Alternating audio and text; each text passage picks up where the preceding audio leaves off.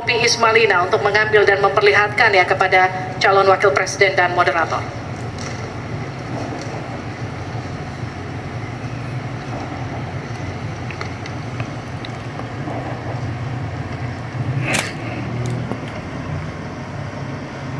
Silakan diperlihatkan.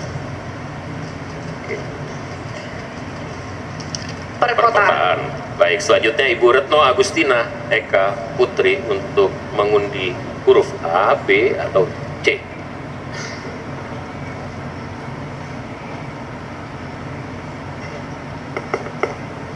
Silakan diperlihatkan huruf B. Perkotaan huruf B. Perkotaan huruf B.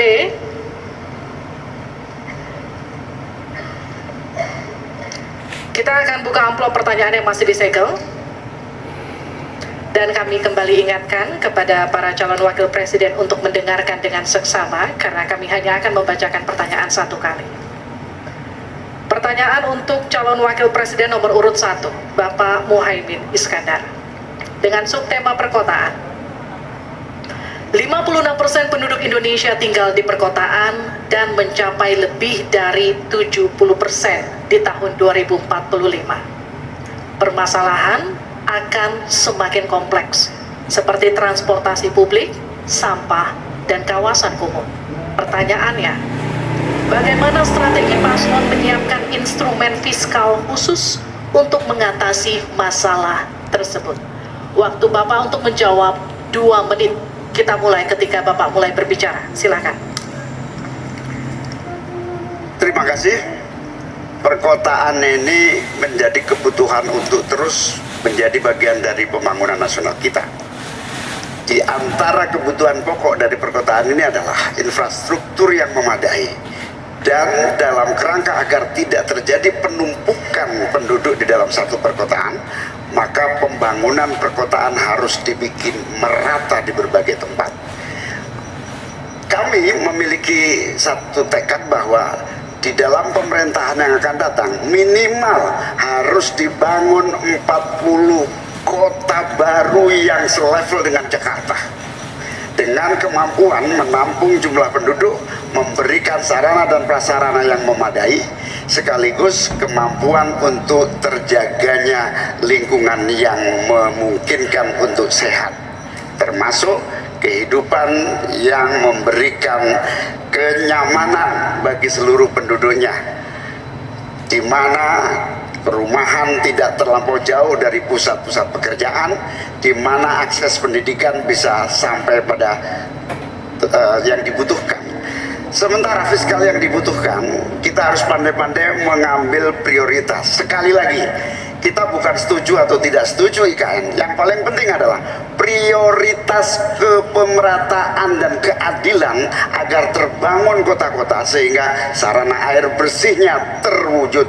Balikpapan kasihan, Banjarmasin kasihan, Pontianak kasihan. Karena apa? Kota-kota ini dalam waktu singkat bisa kita sulap menjadi lebih baik. Karena apa? Fiskal yang kita sediakan dirata adilkan di masing-masing perkotaan. Terakhir, bahwa perkotaan membutuhkan pendanaan, kita harus libatkan investasi swasta yang kita beri kepercayaan lebih baik lagi. Terima kasih. Berikan kesempatan kepada Pak Gibran, Cawapres nomor 2 untuk menanggapi. Waktu Anda 1 menit, silakan. Gus Muhaimin ini agak aneh ya, pengen bangun kota selevel Jakarta tapi nggak setuju sama IKN. Tapi ya monggo lah ya, nggak apa-apa. Yang jelas untuk permasalahan perkotaan kita harus menggarap transportasi umumnya. Kita pastikan transportasi umum ini aman, nyaman, terutama bagi kaum disabilitas, lansia, dan anak-anak. Lalu kita pastikan transportasi umum ini ada digitalisasinya. Sekarang kan sudah ada teman bus. Nah ini harus kita replikasi di beberapa kota juga.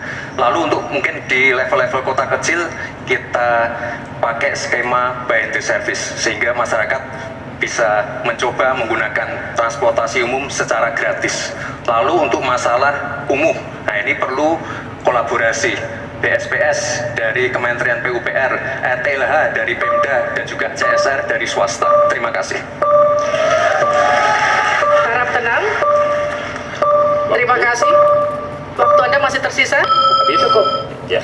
Selanjutnya calon wakil presiden nomor urut 3 Bapak Mahfud MD untuk menanggapi. Waktu untuk menanggapi 1 menit Bapak. Kita akan mulai ketika Bapak mulai berbicara. Silakan. Ya, Cak Imin, saya agak kaget juga mau membangun 40 kota selevel Jakarta. Ya, apa itu bisa dilaksanakan 5 tahun Bapak menjadi presiden dan wakil presiden? Berapa kota dalam 5 tahun?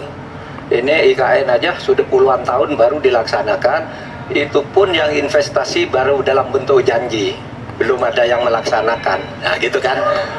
Lalu saudara 40, luar biasa menurut saya, 40 kota selevel Jakarta yang sudah metropolitan seperti itu.